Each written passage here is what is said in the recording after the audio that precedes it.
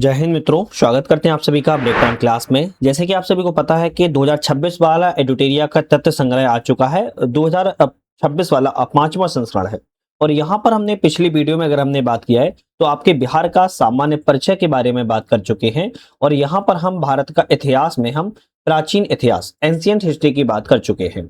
आज को जो हमारा टॉपिक होने वाला है मध्यकालीन इतिहास के बारे में बात करेंगे, जो कि बिहार का इतिहास लगने वाला है और इस बुक को हम पूरा कवर कर रहे हैं। तो एक पूरी सीरीज आपके लिए जो है चली आ रही है, तो उसको थोड़ा सा आप लोग ध्यान से देखिएगा, स्किप मत करिएगा, क्योंकि बहुत ही मेहनत से आप लोग के लिए बनाते हैं, पूरी बुक को कवर कर रहे हैं। कहीं ना कहीं आपके एग्जाम्स के लिए बहुत ज्यादा महत्वपूर्ण होने वाली है। मध्यकालीन बिहार के इतिहास में सबसे पहले हम तुर्क शासन का जो बिहार में इतिहास है इसके बारे में बात करेंगे। स्थानीय वंश के कर्नाट वंश के बारे में बात करेंगे। अफगान शासन में बिहार शेरशाह सूरी के बारे में बात करेंगे। सल्तनत काल में बिहार की क्या स्थिति रही इसके बारे में देखेंगे और अंतिम में मुगल काल में बिहार के बारे में बात करने वाले हैं। जैसे कि हमने आपको आगाह कर रहे हैं कि हमारा ऐप आ चुका है, इसका नाम यूपीएससी नट है और इस ऐप पर जाकर आप लोग जो है मल्टीपल टेस्ट मल्टीपल कोर्सेज चल रहे हैं, उनको जो है ज्वाइन कर सकते हो। डिस्क्रिप्शन में हमने लिंक भी दे दिया है, वहां से आप प्ले स्टोर पर सर्च कर लेना यूपीएससी नट। मल्टीपल टेस्ट जो कोर्सेज लॉन्च हो चुके हैं, ज्वाइन कर सकते हो। सबसे पहले हम बिहार में मध्यकालीन इतिहास में तुर्क शासन में बिहार की बात किया है। तुर्क शासन को देखने को आपको बख्तियार खिलजी में देखने को मिलता है, बख्तियार खिलजी देखने को मिलता है। तो बिहार में तुर्क सत्ता की जो स्थापना का वास्तविक जो श्रेय दिया जाता है बख्तियार खिलजी को ही दिया जाता है। बख्तियार खिलजी जो था कुतुबुद्दीन ऐबक का दास था। बख्तियार खिलजी के आक्रमण के समय बिहार जो है छोटे छोटे शासकों में विभाजित था या छोटे छोटे शासकों का शासन था और उत्तर बिहार में कर्नाट वंश जो है उस समय बहुत ज्यादा प्रमुख था और शासन चल रहा था। बख्तियार खिलजी पहली महत्वपूर्ण जो सफलता है वो उदंतपुरी बिहार बिहार शरीफ की विजय थी, जो कि 1198 ईस्वी में देखने को मिलती है। बख्तियार खिलजी ने उदंतपुरी के साथ साथ नालंदा और विक्रमशिला विश्वविद्यालय को भी नष्ट कर दिया था और इन विश्वविद्यालयों में आग जो है लगवा दी थी। 1203 से 4 का समय आता है। नदिया जो कि बंगाल में है, ये इस पर चढ़ाई की और वहां पर सेन वंश की राजधानी, उस समय सेन वंश का शासक जो है लक्ष्मण सेन था, इसने बिना लड़े ही डर के कारे भाग गया और बख्तियार खिलजी ने इस क्षेत्र को अधिकार कर लिया और लखनौती को अपनी राजधानी के रूप में कायम किया। बख्तियार खिलजी की जो हत्या है उसके एक अधिकारी अली मर्दान के द्वारा कर दी गई और उसके शव को बिहार शरीफ के इमादपुर में दफनाया गया। तो कभी क्वेश्चन आ जाए कि बख्तियार खिलजी की हत्या किसने की, अली मर्दान नाम के एक अधिकारी ने ही कर दी थी और बख्तियार खिलजी के शव को बिहार शरीफ के इमादपुर में दफनाया गया है। इसके बाद आपका स्थानीय वंश में कर्नाट वंश बहुत प्रमुख है, जो कि मिथिला के कर्नाटक वंश है। पाल वंश के जब पतन हो गया तो इस दौर में तिरहुत मिथिला के क्षेत्र में कर्नाट वंश का उदय देखने को मिलता है। कर्नाट वंश के जो संस्थापक हैं वो नान्य देव को माने जाते हैं। कर्नाट वंश की जो राजधानी बनाई थी सिमरावगढ़ को इन्होंने राजधानी बनाई थी, जो वर्तमान में नेपाल में स्थित है। बख्तियार खिलजी के बिहार अभियान के समय कर्नाट जो शासक है वह नरसिंह देव थे और उसे नजराना भेंट देकर सहयोग किया था। और क्योंकि कर्नाट जो वंश है वो सेन वंश के साथ संघर्ष चलता रहता था और इसीलिए बख्तियार खिलजी और कर्नाट वंश के नरसिंह देव के साथ में तरीके से नजराना भेंट के रूप में सहयोगी के रूप में आ भी गया था। कर्नाट पर तुर्क सेनापति तुगरिल तुगन के अभियानों की चर्चा तिब्बती धर्मास्वनी में की गई है। सल्तनत काल में अगर देखा जाए तो दिल्ली के सुल्तान के साथ कर्नाट वंश का संबंध जो है नजराना एवं भेंट का रहा है। लेकिन गयासुद्दीन तुगलक का जब शासनकाल आया तो उन्होंने बंगाल जब अभियान किया 1324 से 25 में, तो कर्नाट क्षेत्र पर उन्होंने जो है नजराना वजराना को एक साइड में करके उस पर विजय प्राप्त कर ली, है ना, कर्नाट पर विजय प्राप्त कर ली। गयासुद्दीन के अभियानों के समय कर्नाट वंश का जो शासक था वह हरिसिंह देव था। हरिसिंह देव जो है एक समाज सुधारक नाम का व्यक्ति था।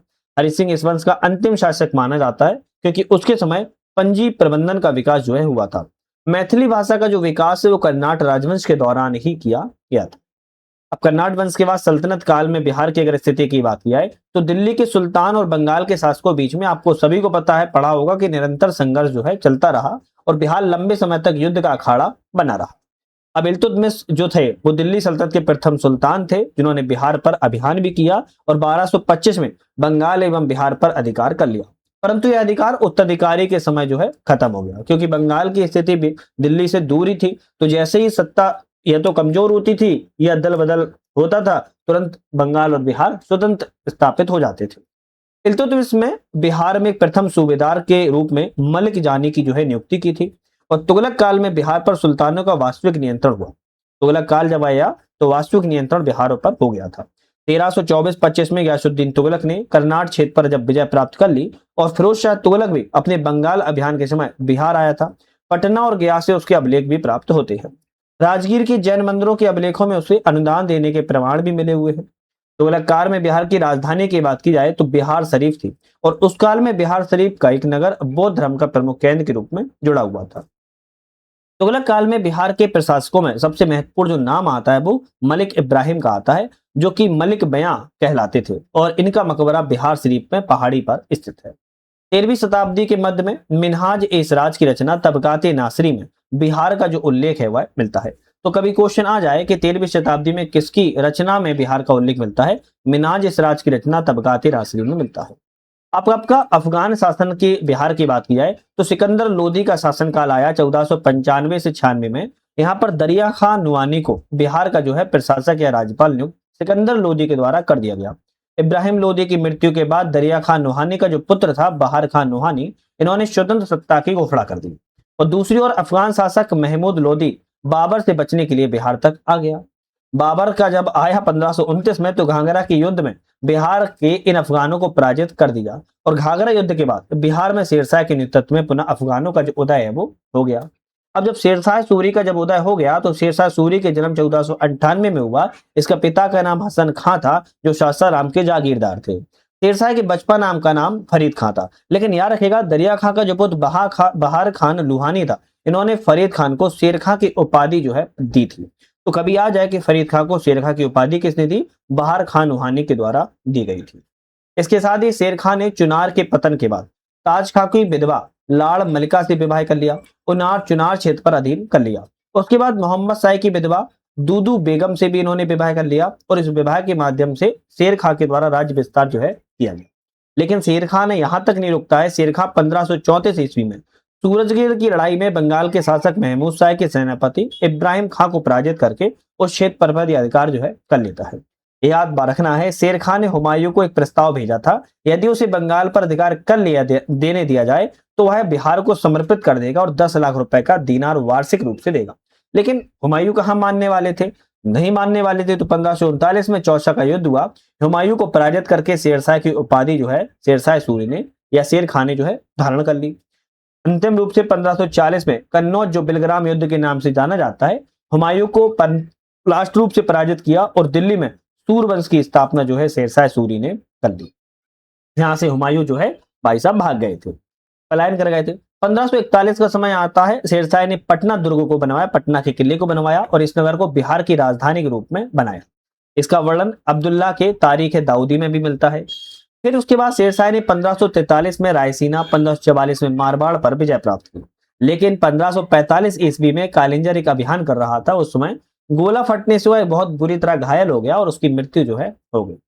शेरशाह ने अपने जीवन काल में सासाराम में इंडो इस्लामिक स्थापत्य कला पर आधारित मकबरा का निर्माण प्रारंभ करवा दिया था, लेकिन हालांकि पूर्ण नहीं करवाया पाया था। लेकिन इसकी मृत्यु के बाद इसका पुत्र इस्लाम शाह जो था शासक बना, तो इसने कृत्रिम झील के मध्य में इस इमारत को अष्टकोणीय इमारत थी इसको बनवाया, जो कि लाल बलुआ पत्थर से निर्मित है। शेरशाह ने बिहार में रोहतास किला भी बनवाया था। शेरशाह ने जब्ती प्रणाली चलाई थी, जिसे भूमि के माप के आधार पर लगान निर्धारण जो है किया जाता था और इसी लगान निर्धारण को अकबर ने भी अपनाया हुआ था। शेरशाह का जो शासन है सुव्यवस्थित शासन प्रणाली के लिए प्रसिद्ध था। इसने संचार व्यवस्था, डाक व्यवस्था, सैन्य व्यवस्था, राजस्व व्यवस्था में व्यापक सुधार जो है किए हुए थे। शेरशाह ने शुद्ध चांदी का रुपया और तांबे का दाम नाम से प्रचलित भी किया हुआ था। शेरशाह के बाद उसका पुत्र जलाल खां जो कि इस्लाम शाह की उपाधि के साथ गद्दी पर बैठा, लेकिन सूरवंश के 3 भागों में बट गया। 1555 में अंतिम रूप से मच्छीवाड़ा जिसे सरहिंद के युद्ध के नाम से जाना जाता है, हुमायूं ने पुनः भारत में प्रवेश किया और सिकंदर सूरी को पराजित करके सूरवंश का अंत कर दिया और पुनः से मुगल वंश का स्थापना कर दी। इसके बाद चेरों का वंश आता है बिहार में। पाल वंश के पतन के बाद बिहार के क्षेत्र में स्थानीय राज्यों का कई सारे राज्यों का उदय हुआ, जिसमें से एक थे चेर। चेरों का क्षेत्र जो है शाहबाद, सारण, मुजफ्फरपुर, पलामू, वाराणसी का क्षेत्र जो है फैला हुआ था। चेरो वंश की स्थापना 12वीं सदी में की गई थी और चेरों का जो मुख्यालय है बिहिया जिसे भोजपुर में बना हुआ था। 1607 में चेरों एवं उज्जैन के बीच में एक महत्वपूर्ण लड़ाई हुई, जिसमें चेरों की जीत हुई थी और उज्जैन की हार हुई थी और इस वंश का प्रमुख शासक मेदिनी राय को माना जाता है। मुगलों के प्रभाव से इस वंश को धीरे धीरे पतन जो है देखने को मिलता है। आप सभी को पता होगा मुगल उस समय बने हुए थे। अब मुगल काल में बिहार की स्थिति की बात क्या, शेरशाह सूरी की मृत्यु हो गई। कुछ वर्षों के बाद सूरवंश की सत्ता बनी रही, लेकिन फिर जो है अन्यथा 1555 से 56 में मुगल वंश राज्य पुनः स्थापना हो गई। दिल्ली में मुगल राज्य की पुनः स्थापना के समय बिहार में ताज खां करारानी के नेतृत्व में अफगान राज्य का जो है गठन हुआ था। इसके बाद अकबर का समय आता है। हुमायूं तो 1 साल ही रहे, उसके बाद मृत्यु हो गई थी उनका लड़खड़ाते हुए।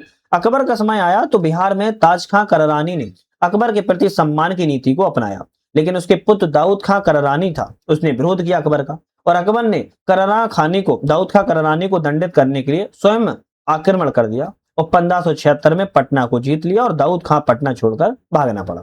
दाऊद खां बिहार का अंतिम अफगान शासक जो है सिद्ध हुआ। 1580 ईस्वी में बिहार को मुगलों के द्वारा एक सूबा प्रांत का दर्जा जो है दे दिया गया और अकबर के द्वारा मुनीम खां को बिहार का गवर्नर जो है बनाया गया। अकबर के राजा मानसिंह को बिहार का प्रांतपति बनाया गया था और बिहार मानसिंह के द्वारा मुगल साम्राज्य बिहार जो है काफी मजबूत हो गया था। मानसिंह के समय रोहतास को बिहार की राजधानी के रूप में स्थापित किया गया था। इसके बाद जहांगीर का समय आता है। अकबर के बाद अकबर का पुत्र जहांगीर था। इसने जहांगीर के समय जो छोटा नागपुर का जो क्षेत्र है, इस पर मुगलों का अधिकार जो है स्थापित हुआ और इस क्षेत्र से मुगलों को हीरा एवं सोना जो है प्राप्त होता था। जहांगीर ने 1621 में राजकुमार पवरेज को बिहार का प्रांतपति बना दिया और इसके बाद यह पद केवल राजकुमार को ही दिया जाने लगा। जहांगीर के समय एक बिहार का जो प्रांतपति बनाया जाता था, फिर राजकुमार को ही बनाया जाता था, फिर ऐसे कोई व्यक्ति को नहीं दिया जाता था।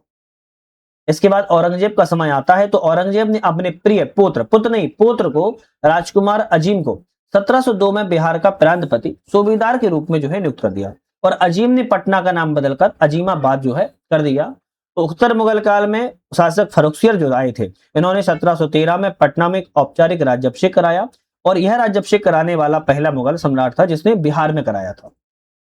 शाह आलम द्वितीय दूसरे नंबर पर थे जिन्होंने 1761 में पटना में राज्याभिषेक कराया। औरंगजेब की जब मृत्यु 1707 में हो गई, कमजोर होती मुगल सत्ता बिहार बंगाल जो है भाग बन गया था और मुर्शीद कली खां 1717 से 1727 तक बंगाल बिहार उड़ीसा के सूबेदार रहे। उसके बाद सुजाउद्दीन बंगाल के नवाब बने।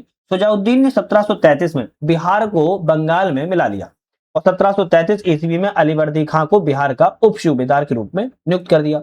1739 का समय आया, जो सरफराज खां थे, इन्होंने बंगाल का नवाब बनाया गया और 1739 में सरफराज खां जब बंगाल के नवाब बने, इसके बाद ही अलीवर्दी खां ने गिरिया के युद्ध में 1740 में सरफराज खां को पराजित कर दिया और बंगाल का नवाब बन गया। उसने मुगल सम्राट को 2 करोड़ रुपए देकर अपने पद को स्थायी बना दिया और 1756 में जब अलीवर्दी खां की मृत्यु हो गई तो बिहार बंगाल उड़ीसा उसका प्रत्यक्ष उस समय जो है नियंत्रण था। इसके बाद आता है सिख धर्म। सिख धर्म और बिहार की बात किया, सिख धर्म के संस्थापक जो है गुरु नानक देव थे और सिख धर्म में कुल 10 गुरु हुए और इन 10 गुरुओं में से गुरु नानक, गुरु तेग बहादुर और गुरु गोविंद सिंह, 10 गुरुओं में से 3 गुरु का संबंध जो है आपके बिहार राज्य से याद रखेगा। किस किसका है? गुरु नानक, गुरु तेग बहादुर, गुरु गोविंद सिंह का। गुरु नानक ने बिहार में गया, राजगीर, पटना, मुंगेर, भागलपुर की यात्रा की और बिहार का भ्रमण करने वाले वह प्रथम सिख गुरु थे। सिख गुरु के 9वें गुरु तेग बहादुर भी सासाराम, गया, पटना आए थे और वे अपनी पत्नी गुर्जरी देवी को यहीं पर छोड़ गए थे, जो कि मां बनने वाली थी। पटना में गुरु गोविंद सिंह का जन्म हुआ था। सिख के 10वें और अंतिम गुरु गुरु गोविंद सिंह का जन्म पटना में 26 दिसंबर 1666 को हुआ। गुरु गोविंद सिंह 1675 ईस्वी में 10वें गुरु बने और 1699 में खालसा पंथ के गुरु गोविंद सिंह के द्वारा स्थापना की गई। तख्त श्री हरि मंदिर जी पटना साहिब सिख धर्म का प्रमुख तीर्थ स्थल है, जिसका निर्माण महाराजा रणजीत सिंह ने करवाया था, जिसे पटना श्री पटना साहिब के नाम से भी जाना जाता है। पाटलिपुत्र से पटना कैसे बना, इसकी बात की जाए, इसका चरण क्या है।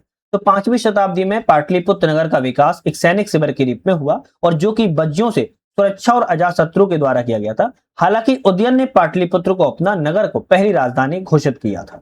बुद्ध ने पाटलिपुत्र से गुजरते हुए भविष्यवाणी की थी, यह नगर गौरवशाली बनेगा, लेकिन नगर का विनाश ग्रह कलेश, अग्निकांड और बाढ़ से हो जाएगा। मौर्य काल और गुप्त काल में पाटलिपुत्र वैभवशाली नगर रहा, लेकिन गुप्तोत्तर काल में पाटलिपुत्र का गौरव लुप्त हो गया। मध्यकाल में पाटलिपुत्र का जीर्णोद्धार फिर से शेरशाह सूरी ने कराया। पटना 1541 में पटना नगर का विकास हुआ। शेरशाह के द्वारा यहाँ पर किले का भी निर्माण जो है करवाया गया।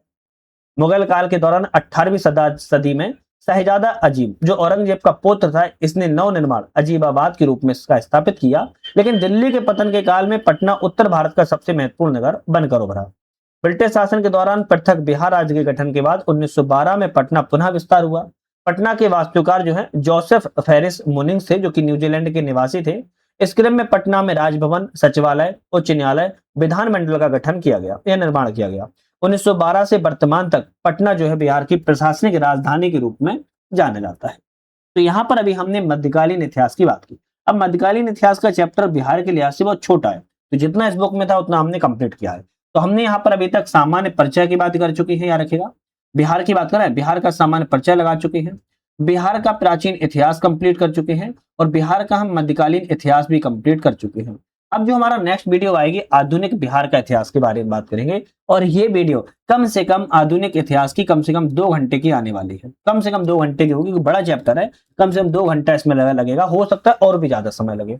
तो इसीलिए हम सेपरेट चल रहे हैं सब्जेक्ट वाइज, जिससे कि अगर आप देख पा रहे हो तो आप उसको सॉल्व जो है कर पाओगे और अच्छे से कवर भी कर पाओगे। बाकी पिछले वीडियो को जरूर देख लेना, क्योंकि बहुत ज्यादा महत्वपूर्ण है।